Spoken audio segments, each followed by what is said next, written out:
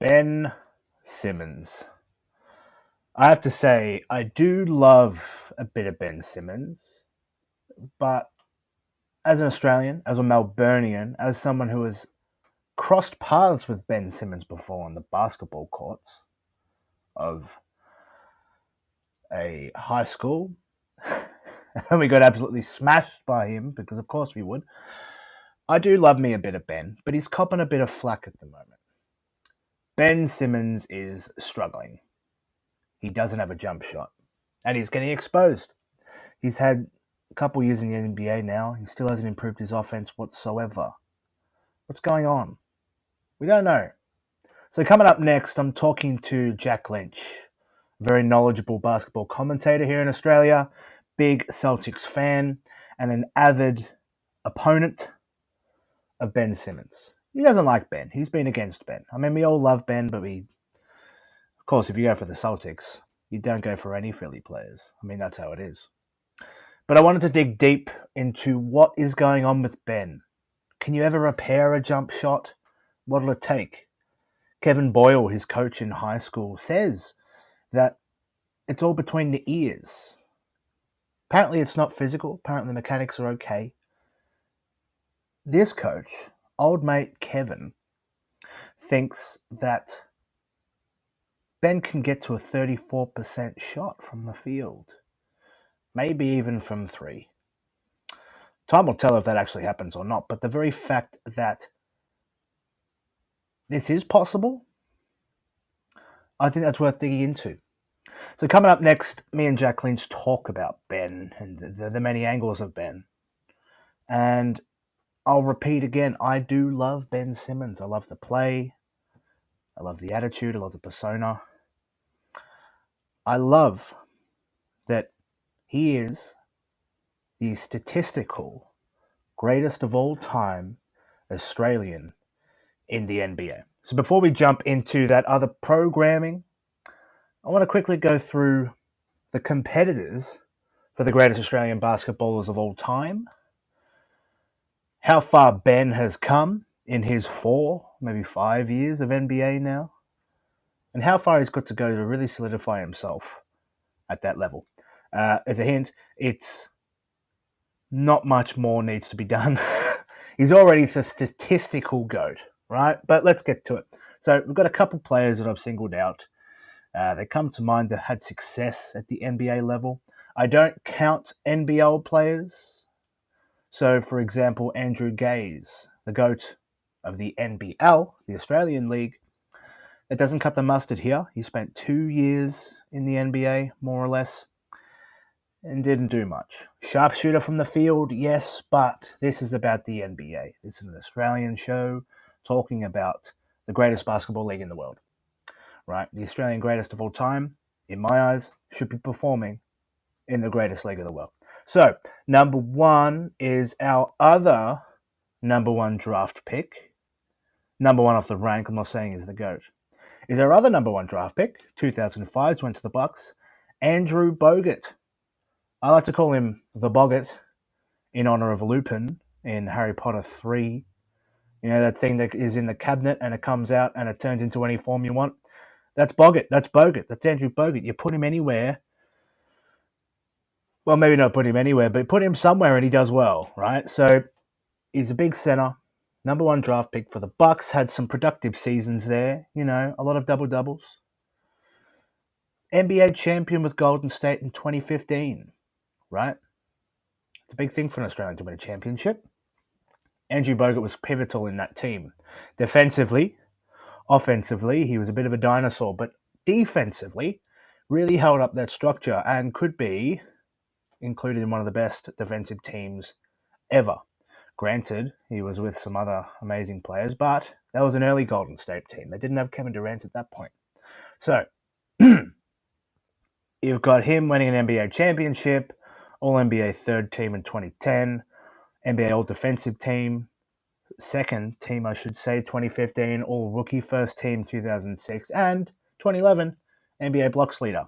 So great defender. Not bad on the offense, but, you know, limited. Big fella. Did he live up to his potential as a number one? Could have been better. Could have been worse. Like I said, I love Andrew Bogut.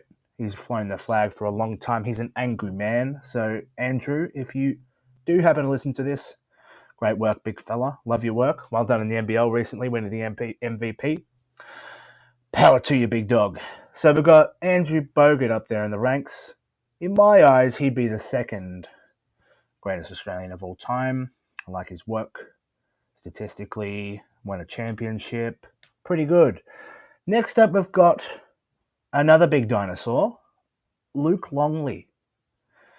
Played in Chicago, the greatest team of all time, between 93 and 98. All his seasons, he averaged under 10 points, except 97 and 98. In that year, he averaged 11.4 points a game, right? So, it's handy on the greatest team of all time with Michael Jordan. You get 11.4 points a game. That's pretty good. And that was a 97-98 team. That team had a bit of wheels on it, right? So, 3-time NBA champion. So, Luke Longley is the most successful Australian basketballer in the NBA of all time. Not the best, and I think Luke himself would say he's not the best. His job is to be big and help the team where he needs to be. I mean, if you have Michael Jordan on your team, you don't need much, right? You don't need much. And then outside of the NBA, wins a few things, Basketball Hall of Fame, all that, right? So Luke Longley, we love him. I will say the Michael Jordan documentary, The Last Dance, featured 0 minutes interviewing Luke Longley, which I thought was a bit of a snipe to the Australian basketball. I'd prefer a bit of Australian accents in there. You got Luke on those teams, some of the greatest teams of all time. I want to hear from the big fella. What's an Australian view of Michael Jordan? Is he a flog? I remember actually seeing some footage of him talking about Michael, not from The Last Stand, but from elsewhere. And I think the general understanding was, yeah, he was a bit of a dick, but I mean, to be that successful, sometimes you have to be a dick. I think nowadays that's changed as of 2021. To be successful, you got to invest in your teammates, demand from them, but don't be a dick to them. Be the right kind of dick. Take that as you will. So we've got Luke Longley. Next up, an amazing fella, an amazing basketballer, Patty Mills. So Patty Mills, NBA champion 2014 with San Antonio, played a good role off the bench, great shooter. He was 55th overall pick in the NBA draft 2009, round 2, of course. He performs well in playoffs generally for a bench rotation, great effort, pretty good shooting, and he played with some of the great players. He played with Timmy Duncan, a top 10 player of all time. That's pretty good. Luke Longley played with the GOAT. Andrew Bogut played with Steph Curry, Clay. The Aussies have played with good players. So, outside of old mate Ben Simmons, we've got those 3, and then we've got others, who are making a bit of a legacy. Joe Ingles is becoming a really, really, really good team player, playing a role, can cop a bit of defense. Utah's been knocked out, of course, but look, do we really expect them to go all the way? I don't think so. We've got Matthew Dellavedova, the Delhi Bird. He's obviously not one of the great Australian players, but he is great at what he does. Pressure. Who could forget him on the Cavs with LeBron? Burning up the court. They didn't win, of course, but they took it pretty far with a pretty weird team. So that's who Ben's up against in my eyes. And you look at all the statistics, and Ben Simmons already has the 4 greatest seasons in the NBA by any Australian player. I mean, that's fair enough. You would expect that. Yeah, number 1 draft pick, of course. The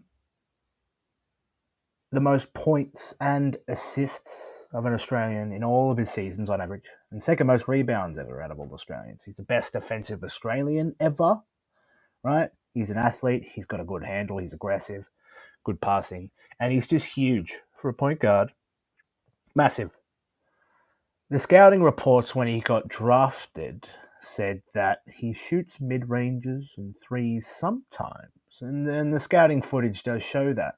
He came into the league being pretty raw, but geez, there's potential.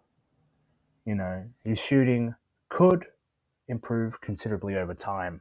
Jack Lynch highlights someone like Kawhi Leonard as someone who similarly came into the league with no jump shot whatsoever, and has developed a pretty bloody good one.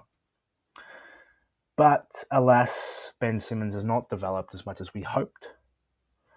There's still a long way to go. I mean, I look at Julius Randle now and that glow up of a season. The playoffs are different. I'd say he's not on a great team to handle the playoffs, regardless. But you see the glow up of Julius Randle and you think, geez, couldn't Ben Simmons do that? He's got a few years to go until he's late 20s. You never know what a bit of confidence could do for Ben. You never actually know how that could go. So, where am I going with this? What's the big takeaway? It's that, look, we should appreciate Ben Simmons for who he is. The greatest Australian basketballer we've ever seen, in my eyes, statistically, in the NBA, all defensive NBA player. And he developed that defense out of nowhere. He's already great. Australian standards, he's amazing. Now, it is upsetting. We've had 2 Olympics, one past, one coming up, where Ben has pulled out both times. And that's a real shame. It'd be great to see Ben put on the colours of Australia and really go for it. Maybe one day he will. Maybe he'll come in with a jump shot. Wouldn't that be good? But we should appreciate Ben. He's great to watch. And I worry what the media does to him, because if it's between his head, this whole shooting and confidence and, passing up an open dunk to Matisse Thybulle in the dying stages, you just feel for him. You hope he's okay. So Ben, out there, we love you. You're good. You're doing well. Keep going. I want you to get traded or request a trade. Let's start fresh. Find a new place. Find a new rhythm. On a developing team, on an established team, you've got some good stuff going. You can do it. So, go Ben. CARN the bloody Ben. That's what I think about Ben Simmons. The greatest Australian player of all time. And he's not even 25 yet. How good. So, coming up, we've got Jack Lynch coming in. He's going to talk about Celtics and Ben Simmons. Fair warning, he's pretty harsh.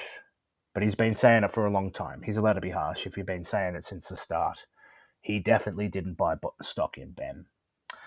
Who he does have stock in, and I do too, in a half-joking way, but in a half-serious way, old mate Time Lord. You give Time Lord a bit of air. Who needs Tatum? Who needs Brown? You got Time Lord. Count the time. So knuckle in. We've got a big show coming up. Let's go for it.